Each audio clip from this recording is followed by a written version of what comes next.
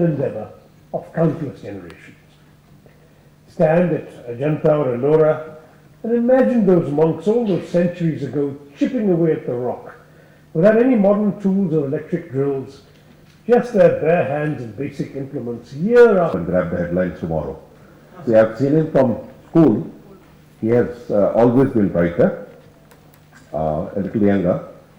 So I was waiting for his catch moment, but today I found that cold has got him down. Now, unlike Minister, I have come totally unarmed. I haven't prepared anything. I just want to relate a couple of incidents and let's see whether we can travel together. Just like a normal city-bred youngster, I couldn't make out the difference between grass and rice, paddy. It's not supposed to. And we can't blame our kids nowadays if they think that milk comes not from cows but in pouches. We've all been dissociated from life and that's how it is, so we can't blame anyone. My first encounter with this strange thing called culture, from which Sanskriti and other high-sounding words, incidentally, let me punctuate here and say that I have come, despite the fact that I know that Shashi and Ambassador there, because just to lend my support to Speaker, ITIHAS and all of you who are trying your best against the mainstream of Indian culture. I'll tell you why I'm calling it against the mainstream. So let's get on with the story. So I was, as usual, more interested in Cliff Richard and Beatles and who's better, whether Engelbert is better, like normal things. And normal human beings behave like that. Abnormal ones talk about culture. So it goes on. And then my first encounter was at 12 or 14, I can't remember, maybe 13, 14. I'd gone on cycling to Purulia. Purulia is one of the farthest districts in Bengal, and going cycling there, and it was great fun, up in the hills and down. When I came across, I was panting a little bit, stopped at a few huts, typical Bengal huts, except that what caught my eye was kolam on the ground. And I saw the 3 lemons and the green mirchi. I said, hey, this is not Bengali. My friend was a little tired. He said, don't start your games now, let's move on. I said, no, this is not it. This is not it. How did I say this is not it? Well, I was brought up in an area in Calcutta called Lake Market, Lake Road area, which was a favorite refuge of all the Tambrams. You know what a Tambram means? How many of you are Tamil Brahmins? So, when they got left Tamil Nadu, they went to settle several cities, and one of them was Calcutta, and for the next 2-3 square kilometers, it was full of them only. Very enlightened people. Their grandfathers or fathers would read the Vedas at 5 o'clock. We used to say, God has not woken up. So it's just like that, and they're very fond of Vedic reading. In fact, I am now hooked on to Vedic chanting, because they carry with me not only this thing, it carry with me memories. And I knew that this was not Bengali. And I went back and argued, and the ladies came out. They said, "No, we are Bengali. Fluent Bengali." Everything goes on. But something anchored in my mind. I go back and open my books, and hardly anything is there. Finally come across the district gazetteer and find that, yes, I was right.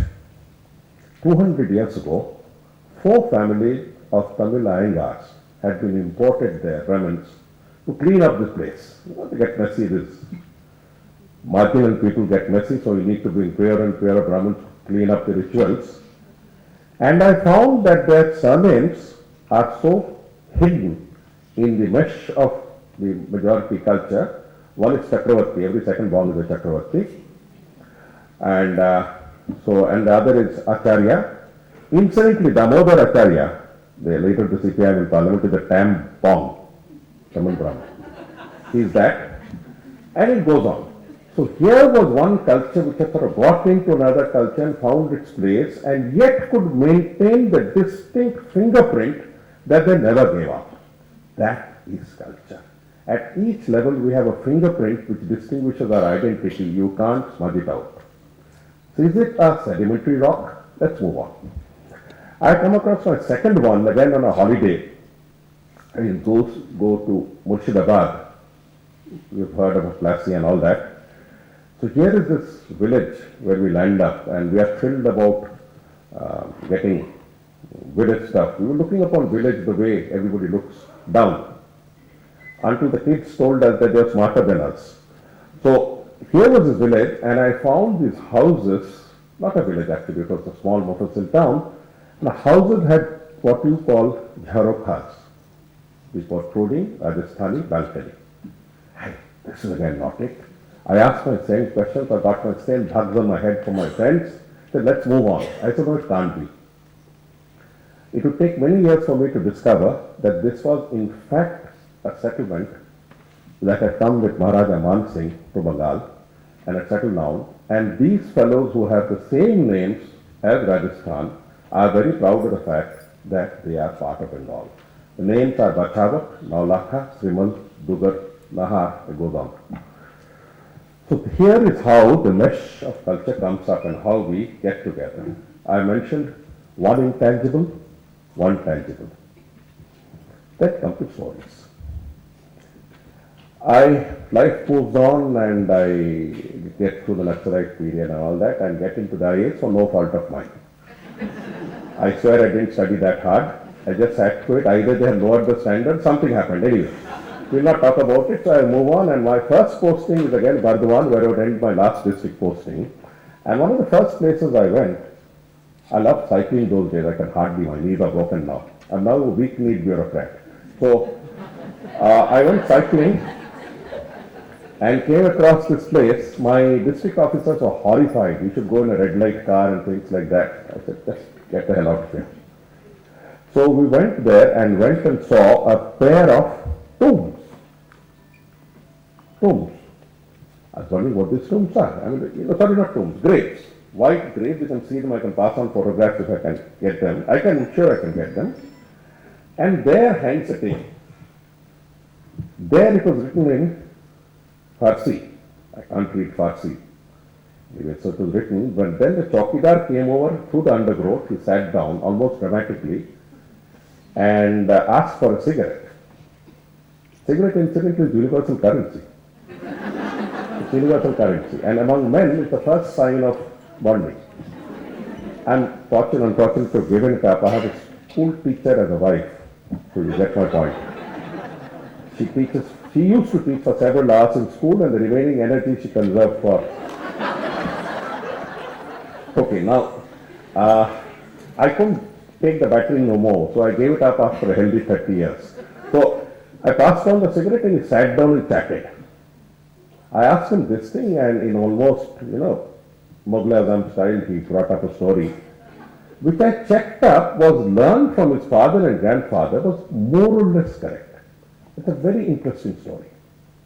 You have heard of the story of how Mehrunisa and Jahangir would meet, Salim would meet on the wide roof. And the apocryphal story is that there was this atrociously beautiful lady of 15 or 14 who should have been banned actually. She was so good looking. And Jahangir sort of saunters up, is the crown prince, and takes two kabutars and says, "It's a putter." And she's supposed to have held those two kabutars. And he goes around on his errands and comes back and finds this very fair lady and asks her, what happened to one? Why are you having one kabutar? He said, the other one flew away. How the hell did it fly away? Like this. So the other one also flew away. It's only then he took notice of this courtier's daughter, and the rest is history. Painful and otherwise. The short point is when Jahangir ascended the throne, the first thing he said is, "Wo kaha." He had by that time married half a dozen ladies, but they had this insatiable appetite. I don't know how they managed. You find it so difficult even with one.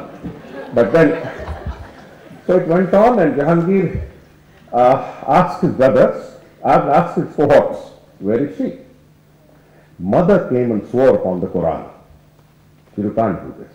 No, you can't do this," because his father had got this atrociously disturbing lady out and married to the farthest end of civilization, somewhere near Timbuktu. The land was called Bengal. It was Timbuktu in those days. And she was married off to the Pathan Jagirdar called Sircar. Was it so? No, Sher of Khan, that's it, Sher of Khan. Sher of Khan had married and they had 2-3 kids, I'm not sure how many they had. And they were living a beautiful life together. Here comes Jahangir, here comes imperial lust. And remember one thing, after spending a lifetime in public policy, I can give you an official secret. Most of public policy is private prejudice in Sarkari words. So, I have gone through it. So here he comes up and says, I want this, and then it becomes the land, and some fellow says, Prapna, and that sort of thing in the metal plate. I don't know how it is, this or that. But then somebody goes out in search. And a huge army lands up with the Jagirdar's place, so again, Bardhaman, and challenges the Jagirdar. Mr. Sher comes out and says, why will Mughal spill the blood of Mughal? Why will Afghan spill the blood of Afghan to satisfy one man's lust? Can't you see I'm living a happy life here? Can't you see? And the whole thing takes a tragic turn. He's carrying out his orders. They had this massive fight. And this gentleman who led it was his half-brother, Jahangir's half-brother, called Kutubuddin. The story goes that they fought it out, clang, clang, Hollywood, Bollywood style. At the end of it, they managed to kill both each other. These are the two tombs that are there next to each other. In one shot, I came to know that Jahangir had sent his people here. In one shot, I came to know the true diary of the Mughal army, where it ended, and here is a twist of a tale. So this is the very spot where you can see this thing happening. These are all incidents that sort of come upon us as we open our antenna, as we start opening the antenna. So what is our thing? First of all, let us not force anything on anyone. Let's not force anything. That's first thing. Second is, let's make it pleasant. Let it come naturally. Let it come spontaneously and then fan the little fire. Hold the little candle of curiosity. Remember, you are up against odds. I know that not because I was culture secretary. That is how I ended my service career, 38 years of slavery. But I'll tell you why. It's because our culture does not have a corporate memory. We are genetically disabled. Spain, for instance, is one country where I've gone 3-4 times, and I've seen the innate love for their virasat, for their heritage. It doesn't matter whether it is Moorish heritage, Durga, and the way they keep all the monuments of Moorish Spain. Though the fact that the Moors and, let's say, the mainstream Christian Spanish didn't have the best of relations, they have kept it because they are proud that this is a part of our history. We in India are unfortunate because we have a genetic propulsion to wipe off our history and move forward. It's all right about writing and overwriting. That happens amongst an enlightened few. Let me give you one example, and I think it's time for me to rush back to work. I'm enjoying too much. So, let me give you an example. Do you have any idea when Buddhist India was discovered? Okay. If you take India to have a linear history that starts with Mohenjo-daro and those, geometric towns and granaries and citadels that we talk about, and in fact, then you move on from Mohenjo-daro to here come the Aryans on horseback or something, Then they read their Vedas. If you have such a romantic vision of Indian history, which you should, and should pass on, as teachers, we should not lie to ourselves. Indian history has not been linear. Indian history has been X, Y, and Z, and thereafter we are pole vaulted back at periodic intervals to add a chapter to our history, We have successfully managed to obliterate the linearity and the continuity of Indian history until each piece was rediscovered and our glory was handed back to us on a platter Am I talking sense? I'll give you the dates. Copied it down. The whole game starts with the setting up of the Asiatic Society in 1784 by a judge, criminal judge in Calcutta. Till 1797, just a few days ago, we had no sense of what this Buddhist history was all about. The first discovery was Amaravati Stupa by Colonel Mackenzie. 1797, it was taken as an aberration. A stupa could be any structure. 1819, that is 22 years later, Ajanta's significance. Ajanta was stumbled upon by an English captain chasing his hunt. And he stumbled upon this valley, Horseshoe Valley, full of undergrowth. It was cleared up. And from there, the wonder that is Ajanta, we rediscovered. Hang on, we had forgotten. Let's not forget that we had forgotten altogether, and there was absolutely no mention of Ajanta anywhere in our text. How was Ajanta kept in our collective memory? Through the continuity of the painting tradition. Here, when the tangible is overrun by a cut-on tank or by a road roller, the intangible takes over. The intangible is more difficult to destroy, and the intangible memories of the Ajanta stylistic have been passed on. The Gilgit manuscripts that were found in the 11th century had an uncanny resemblance with Ajanta in the, which is of the 5th, 6th centuries. It's uncanny how people carry on. Then comes 1830, Manikkala Stupa at Takshila. The Takshila Stupa was discovered by General Raichura. 1834, the Ashokan, we're just finding a lot of things and a lot of gibberish written. It's almost like graffiti written on the stone. We can't read it. We can't read it. Because we have so successfully obliterated all expertise in the matter, we can't read it. And the final decipherment was done by a young assay, mint master, who knew all the Persian and other Central Asian languages and came down upon the script, and this was James Prinsep. 1834, the Ashokan pillars of Allahabad were deciphered. Ashokan Devanand Priyam discovered, and Ashok was now re-established in history in a very small mini Ashok way. He thought still not become the great Ashok Hotel and all that. He was still established, he was clambering his way back. And then I can go on giving all these dates, 1835, Dhameka Stupa, Sarnath, Bikari Pillar, Sanchi, our great Sanchi, the symbol of Buddhist stupas, the prototype of Buddhist stupas, 1851. That is, if you managed to be born a little earlier, you wouldn't not even know that there was a Sanchi. It goes on like this, and then I can go in for Bodh Gaya, 1861, Cunningham, Ai Chakra, Ramnagar, Kausambi, Sravasti, and it goes on like this.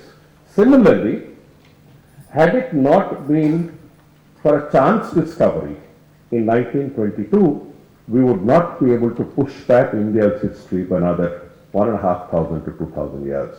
It all started with the Aryans. We pushed it back through Mohenjo-daro.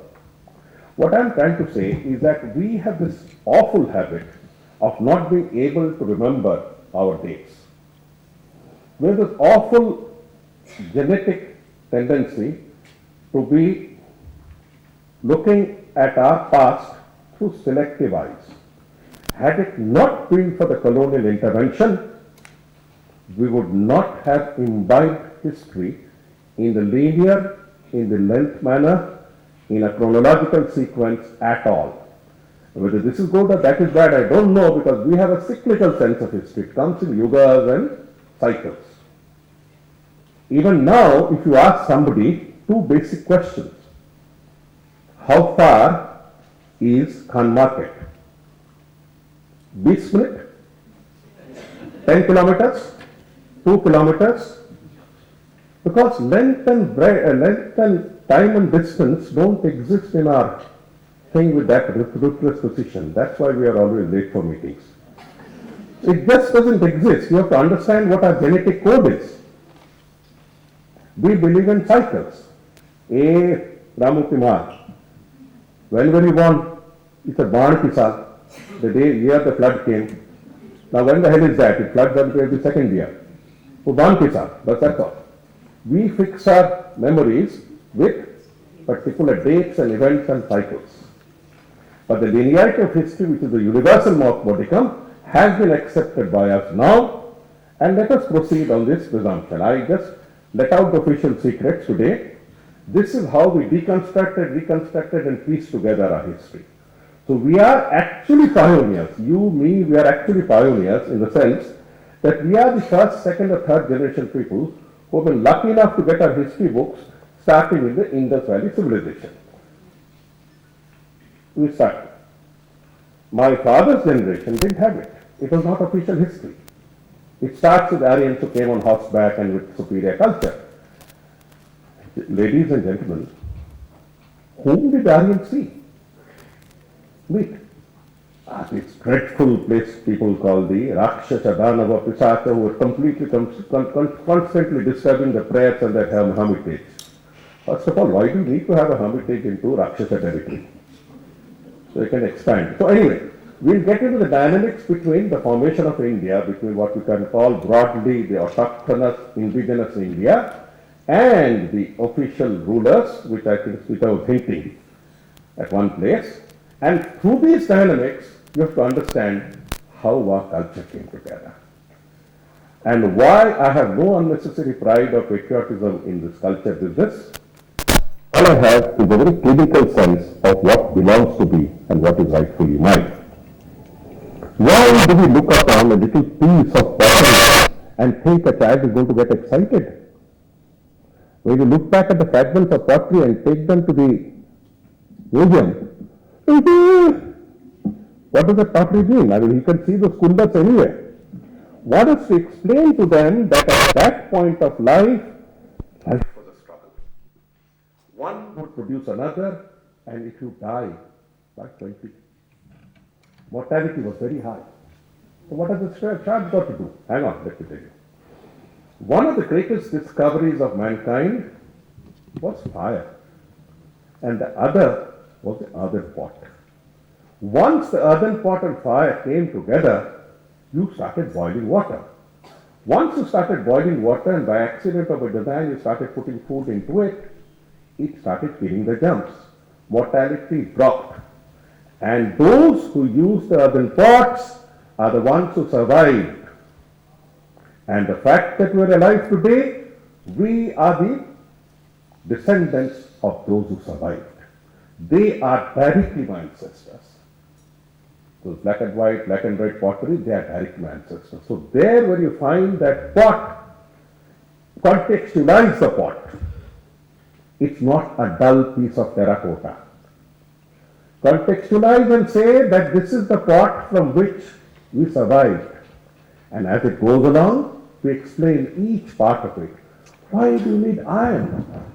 What is a rusted piece of iron looking like? That rusted piece of iron explains a phase, a paradigm jump in Indian history.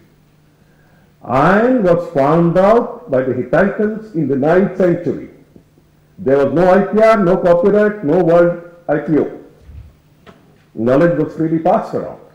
By the time it came to India, it was India, China and others, it hit in 1 century, the 6th century BC.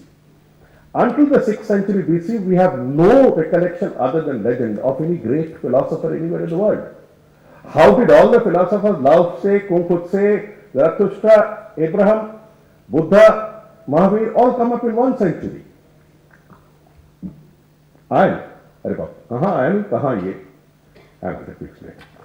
Iron, the moment iron was invented and smelted properly, we started carburizing, that is strengthening iron. One iron could cut to bronze. Big deal. So what? Hold on. Until the Bronze Age, almost every person had to work for his living. Till for his living, forage for his living, hunt for his living, gather for his living. And the old would be necessarily left behind. So I've actually eaten up. So that's our history. Ours means the world's history. And in the 6th century BC, iron comes and hits the world like atomic energy would do later. This iron and its smelting would release humans by giving them two gifts. One is the iron-tipped plow, which could produce enough surpluses so that some people could become philosophers. Yes, it's a fact of life. And the second, that's why you have all of them saying hi to each other and exchanging Facebook messages. All of them live together, plus minus. In fact, most of the messages are also similar, if you go through it. And the other was, it gave the plowshare and it gave the sword. The sword means domination. Domination means state structure. State means a pack of legitimate strongmen.